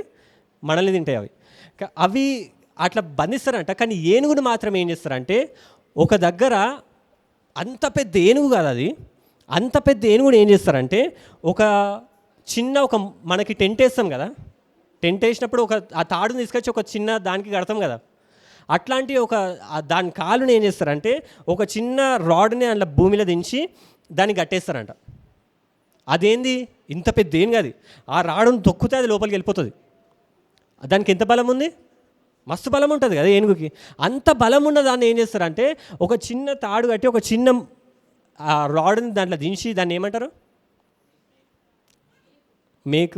మేకంటే మరీ చిన్న ఉంటుంది కాదు చిన్నది అది సరే, దాని గురించి వదిలేద్దాం మనం. మీకు అందరికి తెలుసు కాదు, చిన్న గడపర అనుకోండి. దాంట్లో పెట్టినాక దానికి చిన్నగా కాలుకి కడతారంట. అది గట్టిగా గుంజితే అది వచ్చేస్తుంది, కానీ ఎప్పుడు అది గుంజుదంట. దాన్ని ఎప్పుడు కూడా అది గుంజగలుగుతుంది. దానికి అంత బలం ఉంటుంది కదా, అంత బలమున్న ఆ ఏనుగే దాన్ని గుంజదంట. ఎందుకు గుంజదు తెలుసా మీకు ఎవరికైనా? ఎందుకు గుంజదంటే అది చిన్న ఏనుగు ఉన్నప్పుడు దాన్ని తీసుకొస్తారంట సర్కస్కి. చిన్న ఏనుగు ఉన్నప్పుడు తీసుకొచ్చినప్పుడు ఏం చేస్తారంటే చిన్న ఏనుగు ఉన్నప్పుడు దానికి అదే చైన్ కట్టి అదే దానికి పెడతారంట. పెట్టినప్పుడు ఏమవుతుందంటే అది ట్రై చేస్తుందంట చిన్న ఏనుగు వెళ్ళాలని. దానికి చిన్నగా ఉన్నప్పుడు బలం ఉండదు కదా, బలం ఉండకపోయే వారికి ఏమవుతుందంటే వెళ్ళాలి అని అనుకుంటూ ఉంటుంది.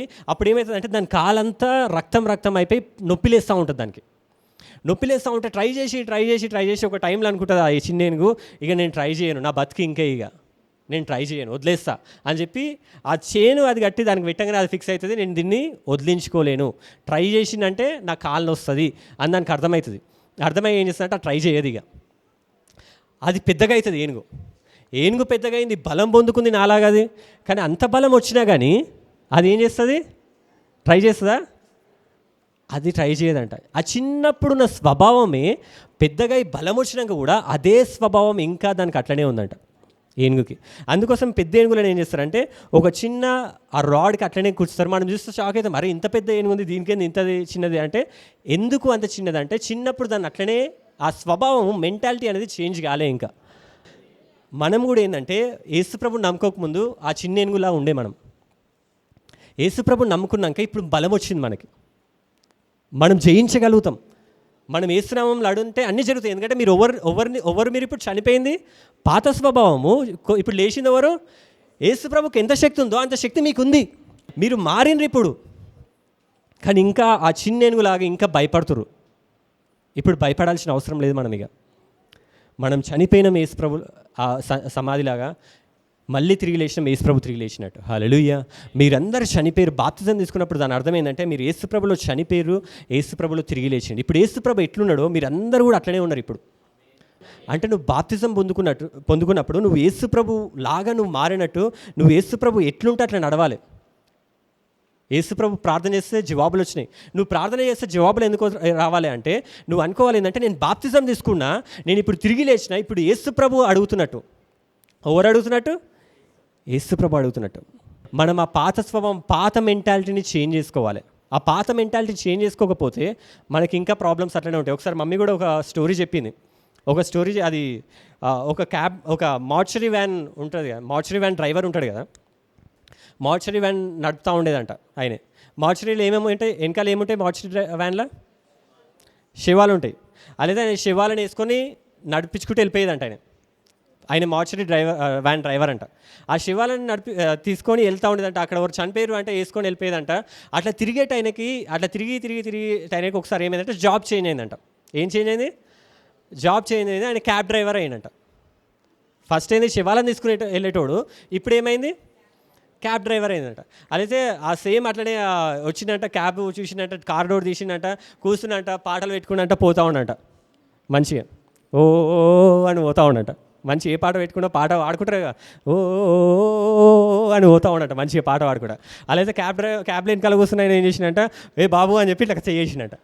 చెయ్యంగానే ఆయన ఇంకా పాత స్వభావంలో శివాలను తీసుకెళ్తున్నట్టే ఫిక్స్ అయ్యింది. ఇంకా మారలే ఆయన. శివం వెనకాల శివం ఉందనే అనుకోండు, ఓ అనుకుంటూ వెళ్తా ఉంటే ఆయన వెనకాల ఓ అని సడన్గా తిరిగినట్ట. ఎందుకు ఏమని వీని ప్రాణం పోయిందంట. ఆ శివం వెనకాల శివం పిలిచింది అనుకోండు. అరే శివం లేచి నన్ను ముట్టుకుంది, ఓ అని సడన్గా ఓ అని గట్టిగా వెనకాల తిరిగి ప్రాణం పోయినట్టు ఈయనకే అయిందంట. అంటే ఆయన స్వభావం చేంజ్ అయిందా? పని చేంజ్ అయింది కానీ స్వభావం చేంజ్ అయిందా? చేంజ్ కాలేదు. ఇప్పుడు కూడా నువ్వు బాప్తిజం యేసునామంలో నువ్వు బాప్తిజం తీసుకున్నాక కూడా నీ స్వభావం చేంజ్ కాకపోతే ఇట్లా ఐగుప్తు ప్రజలు వెంబడిస్తూ ఉంటారు, పాపం వెంబడిస్తూ ఉంటుంది. ఎప్పుడైతే వీళ్ళు బాప్తిజం తీసుకోగానే, అంటే ఎర్ర సముద్రం దాటంగానే ఆ ఐగుప్తు ప్రజలందరూ కూడా ఎర్ర సముద్రంలో ఏమైపోయారు? చచ్చిపోయారు, పాతిపెట్టబడ్డారు. నీ శ్రమలు, నీ బంధకాలు, నీ పాపాలు, నీ ఏవైతే ఉన్నాయో అవన్నీ నువ్వు బాప్తిజం తీసుకోగానే ఏమవుతాయి అంటే పాతిపెట్టబడతాయి. ఇక ఇజ్రాయెల్ ప్రజల్ని దేవుడు ఐగుప్తు ప్రజలు వస్తున్నారు నువ్వు ఫైట్ చేయనలే. చాలా మంది ఇప్పుడు నమ్మేది ఏంటంటే బాప్తిజం తీసుకో అనగానే వాళ్ళు ఏమంటారంటే, నేను బాప్తిజం తీసుకోవాలంటే నేను ఫస్ట్ మంచిగా బతకాలి అని. నువ్వు మంచిగా బతకాలంటే పాపం నీ మీద అధికారం చేయొద్దు. పాపం నీ మీద ఎప్పుడు అధికారం చేయొద్దంటే నువ్వు బాప్తిజం తీసుకున్నప్పుడు. నువ్వు మంచిగా బతకడానికి బాప్తిజం తీసుకోవాలి కానీ మంచిగా బతికి బాప్తిజం తీసుకోవద్దు. నువ్వు ఆల్రెడీ పాపంని జయిస్తే నీకు బాప్తిజం అవసరం లేదు. నీ శ్రమలను నువ్వు ఆల్రెడీ జయించుకుంటే, నీ పాపంని నువ్వు ఆల్రెడీ చేయిస్తే నీకు బాప్తిజం అవసరం లేదు. బాప్తిజం ఎందుకు ఉంది అంటే నీ పాపంని పాతిపెట్టడానికి. వాళ్ళు ఐగుప్తు ప్రజలు వస్తూ ఉంటే వీళ్ళు ఫైట్ చేయలేదు. ఓ ఐగుప్తు ప్రజలారా మిమ్మల్ని జయిస్తాం అనలేదు. బాప్తిజం తీసుకుర్రు, వాళ్ళందరూ అలా చచ్చిపోయారు. మనం యేసుక్రీస్తు నామములో బాప్తిజం ఎందుకు తీసుకుంటాం అంటే, దేవా నేను నా శత్రువులని నా శ్రమలను నేను జయించలేను, నేను బాప్తిజం తీసుకుంటున్నా, వాటన్నిటినీ పాతిపెట్టేసేయి. యేసు ప్రభులాగా నువ్వు తిరిగి లేచినావు. ఇప్పుడు మీరు పాత స్వభావం ఇక మీకు లేదు. మీరు బాప్తిజం తీసుకుర్రా, మీరు పాత స్వభావం వంటిగా గల్తీలకు రాసిన పత్రికలో ఒక లాస్ట్ వచనం చూసుకుందాం. అందులో ఏమనుందంటే, క్రీస్తులోనికి బాప్తిజం పొందిన మీరందరూ క్రీస్తును ధరించుకొని ఉన్నారు. హల్లెలూయా. మీరు ఇప్పుడు ఎవరిని ధరించుకొని ఉన్నారంట? ఎవరిని ధరించుకొని ఉన్నారంట? క్రీస్తుని ధరించుకొని ఉన్నారంట. నువ్వు చనిపోయినది నీ పాపంతోనే, నువ్వు చనిపోయినది నువ్వు పాపిగానే, కానీ తిరిగి లేచినప్పుడు నువ్వు ఎట్లా లేచినావు అంటే క్రీస్తుని ధరించుకొని ఉన్నావంట. క్రీస్తులాగా నువ్వు లేచినావు. ఇప్పుడు ఇక్కడ ఎంతమంది క్రీస్తులు ఉన్నారు ఇక్కడ ఇప్పుడు ఈరోజు? మనమందరం క్రీస్తులమే. యేసుప్రభు శ్రమ వస్తే ఏం చేస్తాడు? వాక్యంతో మాట్లాడతాడు. కరెక్ట్గా భయపడతాడా?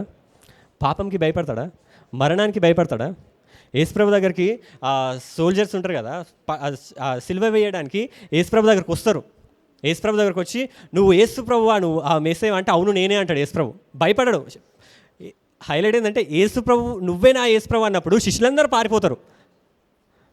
వచ్చింది ఎవరి కోసము? యేసుప్రభు కోసం. శిష్యుల కోసం రాలేవాళ్ళు. యేసుప్రభు నువ్వేనా అంటే శిష్యులందరూ పారిపోతారు భయంతో. కానీ యేసుప్రభు ఏం చేస్తారంటే అవును నేనే అంటాడు. యేసుప్రభు ఇంకేం చేస్తారంటే వాళ్ళందరూ వస్తారు పట్టుకోవడానికి, అవును నేనే అని చెప్పి ఒక అడిగేస్తాడంట ముంగటికి. పారిపోయేది ఎవరు? శిష్యులు. వాళ్ళని అడగలే ఎవరాడ. యేసుప్రభుని అడిగితే పక్కన ఉన్న వాళ్ళు భయపడి వెళ్ళిపోయారు. అరే ఇంతమంది వచ్చిన ఏమైందని అన్ని రోజులు ఉండే శిష్యులే భయపడి వెళ్ళిపోయారు. యేసుప్రభు ఏం చేసింది తెలుసా? భయపడలే, అవును నేనే అని చెప్పి ఒక అడిగేసిండంట ముంగటికి. ఒక్క అడిగి యేసుప్రభు వేస్తే వచ్చిన సైనికులందరూ పడిపోయారంట. పడిపోయాక యేసుప్రభు ఏం చేయాలి? వెళ్ళిపోవాలి కదా. వాళ్ళు లేచేంతవరకు ఏం చేయాలి? పారిపోవాలి. ఒకవేళ భయం ఉంటే వాళ్ళు లేచేంతవరకు వెయిట్ చేసిండంట. లేవండి పట్టుకోవడానికి వచ్చిగా, లేవండి వచ్చి నన్ను పట్టుకోండి. భయం ఉందా యేసుప్రభుకి? మీరు కూడా అట్లనే తయారు కావాలి. యేసుప్రభు ఎట్లుండో మీరు కూడా అట్లనే ఉన్నారు. మీరు చనిపోయినప్పుడు పాత స్వభావం చనిపోయింది. ఇక బంటి చనిపోయిండు. ఇప్పుడు ఎవరు బతుకుర్రు? ఇప్పుడు వాక్యం ఎవరు చెప్తారు మీకు? యేసుప్రభు వాక్యం చెప్తారు. ఇది నువ్వు ఎప్పుడైతే ఇక్కడ తెలుసుకుంటావో, ఇది ఎప్పుడైతే నీకు అర్థమవుతుందో అప్పుడు నీకు విడుదల వస్తుంది. మనం ఇక్కడ మారాలి. ఆత్మీయంగా ఆల్రెడీ మనం చనిపోయి తిరిగి లేచినాం, కానీ ఇక్కడ మనం ఇంకా మారలేదు. ఇంకా పాత స్వభావంనే నమ్ముతా ఉన్నాం. ఇప్పుడు ఎట్లా అంటే ఒక ట్రైన్లో ఎక్కిరనుకో, ఎవరైనా ట్రైన్ జర్నీ చేసిన వాళ్ళకి తెలుస్తుంది. చిన్నప్పుడు నేను ట్రైన్ ఎక్కినప్పుడు ట్రైన్ దిగంగానే నాకు ఎట్లా అనిపిస్తుంది అంటే ట్రైన్లో ఉన్నట్టే అనిపించేది. ఊగుతూ ఉండేది. ఆ ట్రైన్ దిగి ఇంటికి వెళ్ళి అనుకోగానే ఇట్లనే ఊగుతూ ఉండేది. ఎందుకంటే ట్రైన్లో ఏం చేసాను నేను? ఊగుతూ ఉన్నా. బయటకు వచ్చినప్పుడు కూడా ఊగుతూ ఉన్నా. నేను ట్రైన్లో ఉన్నాను ఇప్పుడు కాదు, ఈడున్నా.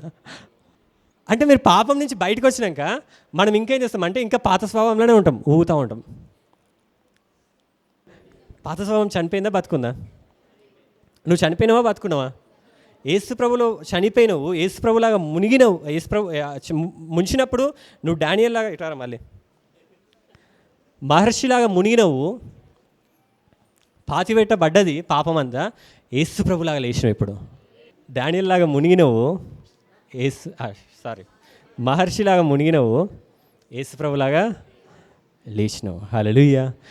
అందుకోసం పాపం ఒక బ్రదర్కి కూడా నేను చెప్పినాను. ఒక బ్రదర్ నా దగ్గరికి వచ్చినప్పుడు ఆ బ్రదర్కి ఒక బాధ ఉండే, ఒక డిసీజ్ ఉండే.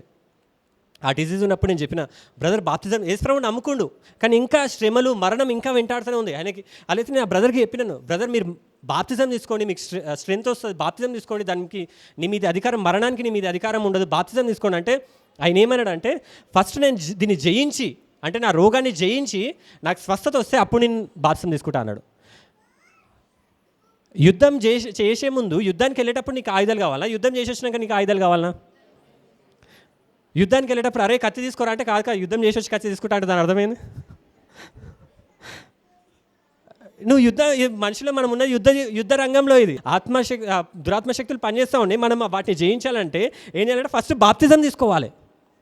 అందరూ ఏమంటారంటే నేను మంచిగా బతుకుతా, ఫస్ట్ నేను బతుకుతా, నా శ్రమను నేను జయిస్తా, నా రోగం స్వస్థపడితే నేను మంచిగా చెప్పిన బ్రదర్కి, బ్రదర్ నువ్వు బాప్తిజం తీసుకో, నువ్వు స్వస్థపడతావు, మంచిగా ఉంటావు అంటే కూడా ఆయన తీసుకోలేదు. యేసుప్రభుని నమ్ముకుండా ఆయన పాపం నుంచి విడుదల వచ్చింది, కానీ ఐగుప్తు నుంచి బయటకు వచ్చిండు, కానీ ఇంకా ఐగుప్తు తరుముతూనే ఉంది ఆయన. బాప్తిజం తీసుకుంటే అందులో ఐగుప్తు సమాధి చేయబడుతుంది. ఆయన బాప్తిజం తీసుకోలేదు, ఆయన చనిపోయింది కూడా. ఆయన పరలోకంకి వెళ్ళి ఉండొచ్చు, విశ్వాసం ద్వారా పరలోకానికి వెళ్తాం, బాప్తిజం వాళ్ళు వెళ్ళాం. కానీ బాప్తిజం ఎందుకంటే ఈ లోకంలో నువ్వు యేసుప్రభులాగా బతకడానికి. ఎట్లా బతకడానికి? యేసుప్రభులాగా బతకడానికి. యేసుప్రభు శ్రమ వచ్చినప్పుడు వాక్యంతో కొట్టిండు. మీరు కూడా శ్రమ వచ్చినప్పుడు మీరు దేంతో కొట్టాలి? వాక్యం. వాక్యం ఎక్కడ రాసుకోవాలి? నీ హృదయం అనే పలక మీద. యేసుప్రభు ఎట్లయితున్నాడో అందుకోసం బైబిల్లో యోహాను సువార్తలు ఉంటుంది, ఆయన ఎట్టువాడై ఉన్నాడో ఈ లోకంలో అట్టివారమై ఉన్నామంట. ఒక సిస్టర్కి ఏమైందంటే ఆమెకి క్యాన్సర్ వచ్చిందంట, 4th స్టేజ్ ఆఫ్ క్యాన్సర్, ఆమెకి చనిపోతుంది ఆమె. అలాయితే ఆమె వాక్యం విన్నది, ఆయన ఎట్లున్నాడో నేను అట్లున్నా అని. ఎవరు ఎట్లున్నారు? యేసుప్రభు ఎట్లున్నాడో అట్లయితే ఆమె రిపోర్ట్స్ వచ్చినాయి అంట, డాక్టర్స్ చెప్పారంట నీకు 4th స్టేజ్ ఆఫ్ క్యాన్సర్ ఉందని. కానీ ఆ రిపోర్ట్ మీద ఏం రాసిందంటే యేసుప్రభుకి క్యాన్సర్ ఉందా? లేదు. ఆమె రిపోర్ట్ మీద ఆమెనే రాసుకుంది, యేసుప్రభుకి క్యాన్సర్ ఉందా? ఇప్పుడు ఉందా క్యాన్సర్ యేసుప్రభుకి? ఈమెనంటే అట్లయితే నాకు కూడా లేదు, ఆయన ఎట్టివాడై ఉన్నాడో నేను అట్టివాడై ఉన్నాను ఆ రిపోర్ట్ మీద రాసేసిందంట. ఆ మెడికల్ రిపోర్ట్ మీద ఆయన ఎట్టివాడి ఉన్నాడో నేను అట్టి దాననై ఉన్నాను అని చెప్పి రాసేసుకుందంట. రాసేసుకున్నాక మళ్ళీ ఆ క్యాన్సర్ ఏదో ట్రీట్మెంట్ చేయాలి అది అని చెప్పి తర్వాత ఒక 1 వీక్ తర్వాత మళ్ళీ రమ్మన్నారంట, ఆపరేషన్ చేయాలి ఏదో అని. అదైతే మళ్ళీ వెళ్ళిందంట. మళ్ళీ వెళ్తే ఆపరేషన్ చేసే ముందు మళ్ళీ ఒకసారి టెస్ట్లు తీస్తే ఆ క్యాన్సర్ ఆనవాళ్ళు కూడా కనపడలేదంట. ఆనవాళ్ళు అంటే కొంచెం ఎక్కడ నేను దొరుకుతుందా అని చెప్పి ఎతికిరంట, కొంచెం కూడా దొరకలేదంట. ఇక్కడ మారింది, క్రీస్తులాగా మార్చబడ్డది. ఆమె నమ్మింది ఆయన ఎట్టువాడై ఉన్నాడో నేను ఈ లోకంలో అట్టివారనే అని. ఆమె అట్లా మారింది, ఆ బలం ఆమె పొందుకుంది. ఇంకా ఆ ఏనుగులాగా ఆడనే ఉండలేదు, బయటికి వచ్చింది. ఈరోజు కూడా మీరు ఎవరైతే బంధకాలలో ఉన్నారో ఇంకా దానికే ఉన్నారో, ఈరోజు వాక్యం ద్వారా దేవుడు మీతో చెప్తుండు మీరు యేసుక్రీస్తులాగా ఇప్పుడు నుంచి అన్న బతకండి అని చెప్పి. ఆ జయ జీవితం చూడండి ఈరోజు నుంచి. రోగానికి మనం భయపడొద్దు, బాధకి మనం భయపడొద్దు, అప్పుకు మనం భయపడొద్దు, మరణానికి మనం భయపడొద్దు. కానీ యేసుక్రీస్తులాగా ధైర్యంగా ఉండాలి. ఎందుకు మీరు ఎవరిలాగా చనిపోయారు? యేసుప్రభులాగా చనిపోయారు. యేసుప్రభులాగా తిరిగి మీ పాత స్వభావం చనిపోయింది, ఇప్పుడు మీరు కొత్త స్వభావంతో లేచిరు. ఇక్కడ మీకు ఎప్పుడైతే తెలుస్తుందో మీరు పరలోకానికి వెళ్ళాక మీకు వీరు అనుకోవచ్చు, అరే వీటికా నేను భయపడ్డా, నాకున్న బలం ఏంది, నేను వీటికే భయపడ్డా, అవి చిన్నవి. ఒకసారి నేను ఇట్లనే బోడుపల్లి ఒకసారి బండి నడిపించుకుంటూ వెళ్తూ ఉన్నా, నేను బైక్ నడిపించుకుంటూ వెళ్తూ ఉంటే ఒకసారి నేను పాటలు పాడుకుంటూ వెళ్తూ ఉంటాను. నేను అట్లయితే పాటలు పాడుకుంటా నేను అట్లనే పోతా ఉన్నా. అట్లయితే ఒక ఓడు నేను స్కూల్ టైంలో జరిగింది 10th క్లాస్లో ఉన్నప్పుడు. అట్లయితే ఒక రోడ్ మీద ఉండి నన్ను ఆపిండు. ఆపి ఎందుకు ఆపినావు అంటే నన్ను ఎందుకు తిడుతున్నావు నువ్వు అన్నాడు. అరే నేను పాటలు పాడుతున్నా, ఏదో ఒక పాట, ఆ పాట ఏదో నాకు గుర్తులేదు, ఏదో పాట పాడుకుంటా. ఇట్లా పాట పాడినప్పుడు ఎట్లా వాడతాం? నోరుతో వాడతాం, ముక్కుతో వాడడం కదా. నా నోరు కదులుతూ ఉంది. అలాగే వాడు కనపడ్డాడు, వాడిని చూసుకుంటూ కూడా వాడినా. వాడు అనుకుంటూ నన్ను తిట్టినావు కదరా నువ్వు అన్నాడు. నిన్నెందుకు తిట్టినాను, ఓవర్ నాకు తెలియదు అంటే నువ్వు నన్నే కదా మా అమ్మని తిట్టినావు అన్నాడు. అరే నేను ఆ పాటలో అమ్మ అని వచ్చిందేమో నాకు తెలియదు. అరే నేను నిన్ను తిట్టలేదురా అంటే వాడు నన్ను తిట్టినావు, నువ్వు దిగురా, సైకిల్ దిగు, నువ్వు సైకిల్ ఉండే అప్పుడు, స్కూటీ అన్నాం మర్చిపోయినా, అప్పుడు సైకిల్ దిగురా, నువ్వు ఫస్ట్ సైకిల్ దిగు, నీ పని చూస్తా ఈరోజు అది అని చెప్పి దిగి గల్ల పట్టుకోండి. ఇక నాకు భయం, వాడు గల్ల పట్టుకొని కాలు చేతులు వణుకుతున్నాయి. ఇక అరే నేను పాట వాడిని ఇప్పుడు ఎట్లా ప్రూవ్ చేయాలి, సీసీ కెమెరాలు కూడా లేవు ఇక్కడ, ఎట్లా ప్రూవ్ చేయాలి? అరే నేను పాటనే వాడినారా అంటే కాదు నువ్వు పాట వాళ్ళేనా, మా అమ్మని తిట్టినావు నువ్వు అన్నాడు. అయిపోయినావు, నీ పని చూస్తారా ఈరోజు, నీ పని అయిపోయిందిరా అన్నాడు. అంటే నాకు భయమైంది. అరే మామూలు గట్టిగా ఎవరైనా గట్టిగా అరుస్తున్నా కాళ్ళు వణుకుతూ ఉంటాయి ఒకప్పుడు, ఇప్పుడు కాదు. ఇప్పుడు కూడా నేను మర్చిపోయినా, అప్పుడు మైకిల్ జాక్సన్ వాళ్ళకి భయపడ్డా కదా. ఇప్పుడు ఎవరైనా చనిపోయినప్పుడు వెళ్ళినా నేను శివాల మీద నేను పాతి పెట్టిన సమాధి కూడా ఏసునామంలో వెళ్ళి ప్రే చేసి సమాధి కూడా చేసి వచ్చిన. నాకు ఇప్పుడేం భయం లేదు. ఒకప్పుడు సమాధి టీవీలో చూస్తేనే వాళ్ళు నాతో ఉండేది అనేది అనుకునేది. ఇప్పుడు వాళ్ళని సమాధి చేసినా కానీ నేనేం భయపడా. ఎందుకు? నేను ఎవరిని ఇప్పుడు కరెక్ట్, ఎవరిని ఇప్పుడు యేసు ప్రభుని. అలాగే వాడు వచ్చి నన్ను అన్నాడు, అరే నువ్వు మా అమ్మని తిట్టినవరా అంటే నేను మీ అమ్మని ఎందుకు తిట్టినారా అంటే మా అమ్మనే తిట్టినవా అన్నాడు. అట్లయితే నాకు భయమైంది. వాడు కొడతా అన్నాడు, గల్ల పట్టుకుండు, అట్లనే సైకిల్ ఆడ పడేసి నడరా నువ్వు మా గల్లికి నడురా అని చెప్పి గుంజుకోపోతా ఉంటే నేను వానికి క్లియర్గా ఎక్స్ప్లెయిన్ చేస్తున్నా. అరే అన్న అనుకుంటే చెప్తున్నా, అన్న నిజంగా నేను నిజంగా చిన్నప్పటి నుంచి బూతు మాటలు ఎప్పుడు తిట్టలేదు, గలీజ్ మాటలు. ఒకసారి మా అక్కని తిట్టినా, గలీజ్ మాట ఒకటి తిట్టగానే మా అమ్మ వచ్చి సరాతం ఉంటుంది కదా, అన్నం వండుతుంది, అన్నం వండుతా ఉంటే ఇస్త్రీ కొట్టింది అట్లనే. అసలు అంత క్రూయల్ హార్టెడ్ ఎట్లుంటారేమో. అన్నం వండుకుంటా ఇస్త్రీ కొడితే అది వచ్చి నా కాలు గోటికి దాకింది, ఆ గోరు అట్లనే లేచిపోయింది. అప్పటి నుంచి ఒక భయం స్టార్ట్ అయింది, గలీజ్ మాటలు తిట్టొద్దని. అప్పటి నుంచి ఇప్పటి వరకు తిట్టలేదు నేను, ఎందుకంటే నా గోరు అంటే నాకు ఇష్టం కాబట్టి. అట్లయితే అయ్యా వాడికి చెప్తున్నా, అరే నేను గలీజ్ మాటలు మాట్లాడను రా, నాకు బూతు మాటలు రావరా, నిన్ను మీ అమ్మని ఎందుకు తిడతాను రా, అసలు నువ్వు ఎవరో తెలియదు, మీ అమ్మ ఎందుకు తెలుస్తారా నాకు, ఎంత చెప్పినా ఇంటలేడు. అరే నువ్వు తిట్టినావు అని చెప్పి వాళ్ళ గల్లీలోకి తీసుకెళ్తా ఉంటే, వాళ్ళ గల్లీలో నాకు తెలిసిన ఫ్రెండ్ ఉన్నాడు, మా క్లాస్మేట్. వాడు అంటే వాడికి నేను తెలుసా, అంటే ఇద్దరం ఒకటే క్లాస్, వాడు నాకు భయపడతాడు. మా ఫ్రెండ్, మేము స్కూల్లో ఉన్నప్పుడు వాడిని మస్తు కొడతా ఉంటా. అలాగే వాని ఇంటికి తీసుకెళ్ళినా, అరే నడు నీకు సాక్ష్యం ఇస్తా, వాడిని అడుగుపి నేను గలీజ్ మాటలు, అందరికి తెలుసు నేను గలీజ్ మాటలు తిట్టాను, మా ఫ్రెండ్స్ అందరికి తెలుసు. అలాగే వాడిని అడుగుపి నేను గలీజ్ మాటలు తిడతానంటే, అన్న ప్లీజ్ అన్న, వాడు నేను గలీజ్ మాటలు తిడతా నీకు చెప్పిండు అనుకో, నన్ను కొట్టానండి, ఇష్టం వచ్చినట్టు కొట్టిగా అని అంటే, సరే వెళ్దాం అని చెప్పి ఎడికైతే నేను వేసిన, ప్రేమ్ బయటికి రా అంటే వాడు వచ్చిండు. బయటకు వచ్చినాక ఏమైందిరా అంటే, ఇక అప్పటికి ఏడుస్తూనే ఉన్నా నేను, నాకు వాడు రాగానే ఏడుపు వచ్చేసింది. ఇక అరే ఇగో వీడు చిన్నప్పుడు అట్లనే ఏడుస్తాం కదా, ఈ ఈడు అనుకుంటా, ఈ అన్న నేను గలీజ్ మాటలు తిట్టినా అనుకుంటున్నా, నేను తిట్టలే అని చెప్పురా, నువ్వు నాకు రావని చెప్పురా అంటే, వాడు ఏంద్రా నువ్వు ఇక్కడేం చేస్తున్నావు వదిలే అని వాడు భయపెట్టించిండు. అంటే అన్న సరే అన్న, అంటే నన్ను తిట్టిన అనుకున్నాను అంటే, నడు వెళ్ళిపో ఇక్కడి నుంచి అని చెప్పి వాడు అనగానే వాడు భయపడి వెళ్ళిపోయాడు. నేను వీడిని కొడతా మా ఫ్రెండ్ని, వాడిని భయపెట్టించిండు, వాడు భయపడి వెళ్ళిపోయాడు. నేను షాక్ అయినా, అరే వాడేంద్రా నీకు భయపడాడు అంటే, వాడు ఎంతరా 7th క్లాస్ అన్నాడు, నేను 10th క్లాస్. వాడిని అన్నా అని పిలిచిన, అంతసేపు బతిలాడినా, అరే వాడు 7th క్లాస్ రా, వాడు నన్ను చూస్తూనే భయపడతాడు రా అంటే, వీడు నన్ను చూసి భయపడతాడు, నేను వాడిని చూసి భయపడ్డా. అన్న నీ కాలు మొక్కుతాను వదిలే అన్న. తర్వాత చీచి ఎట్లా అయిపోయింది నా బతుకు. 7th క్లాస్ వాడు చెప్పుకున్నా అనుకో, అరే నువ్వు భయపడిస్తాడా 10th క్లాస్ వాడిని, నేను 10th క్లాస్ వాడిని, నేను ఈయన కొడతా, వాడు నన్ను కొట్టడానికి గల్ల పట్టుకున్నా గల్ల.